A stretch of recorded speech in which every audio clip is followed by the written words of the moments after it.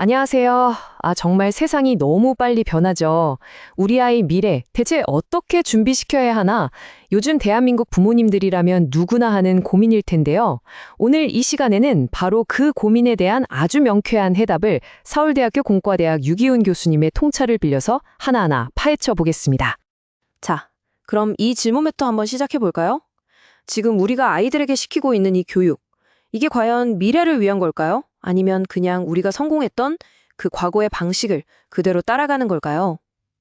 좋은 대학 가서 안정적인 직업 가지면 돼. 이 성공 공식이 AI 시대에도 통할까? 이런 불안감 다들 갖고 계시죠?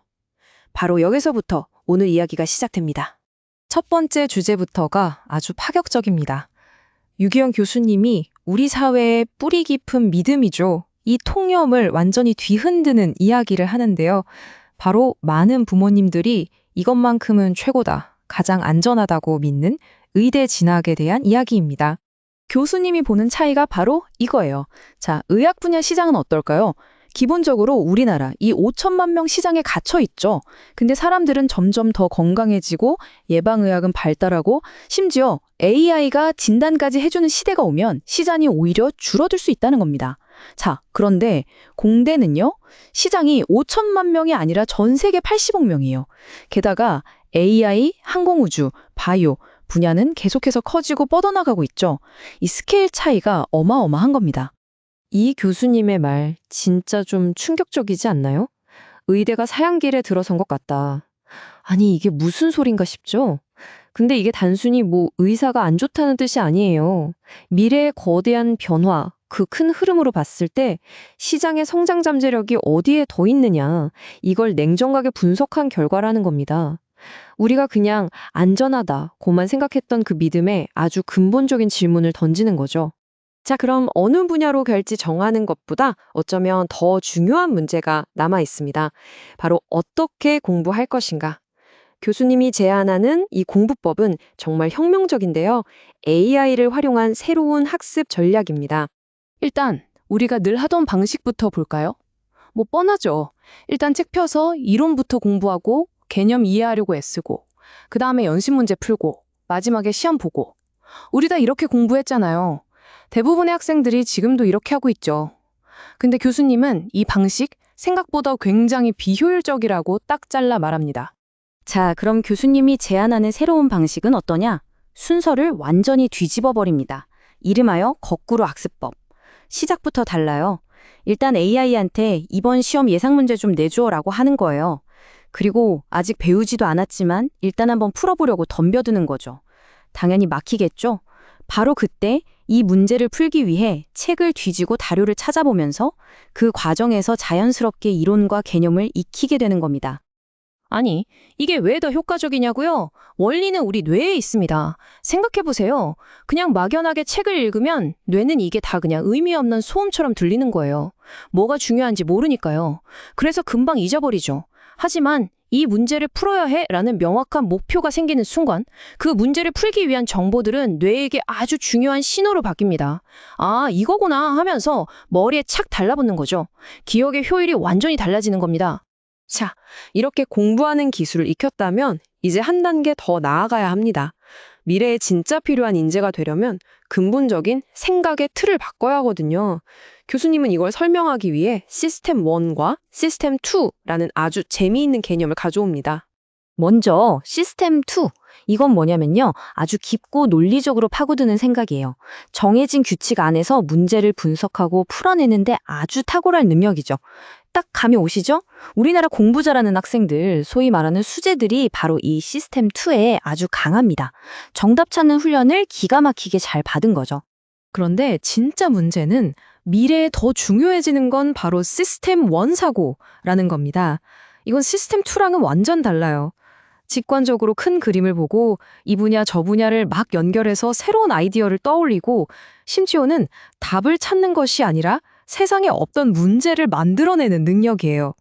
교수님은 바로 이 능력, 우리 교육이 이걸 결정적으로 놓치고 있다고 아주 날카롭게 지적합니다. 그러니까 핵심은 이겁니다.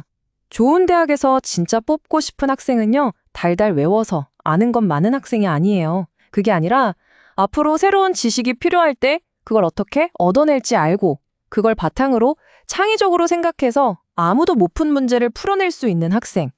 바로 그 잠재력을 보는 거죠. 자, 그럼 지금까지 나온 이야기들을 싹 모아서 구체적으로 2030년 이후를 대비하는 우리 아이의 생존 전략을 한번 짜보겠습니다.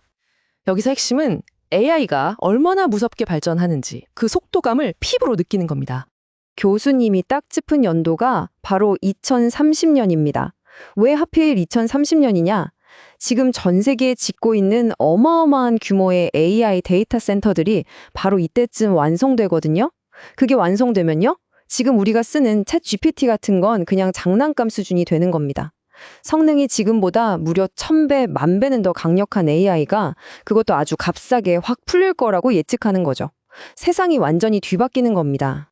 그럼 그런 세상에서 무슨 일이 벌어질까요? 교수님은 아주 좀 섬뜩한 법칙을 이야기하는데요. 바로 10대 90의 법칙입니다. 이게 뭐냐면 어떤 직업이든 상관없어요.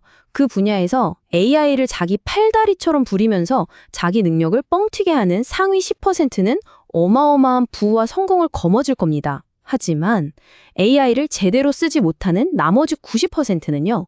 소득이 급격하게 줄어들거나 아예 일자리를 잃게 될 거라는 거죠.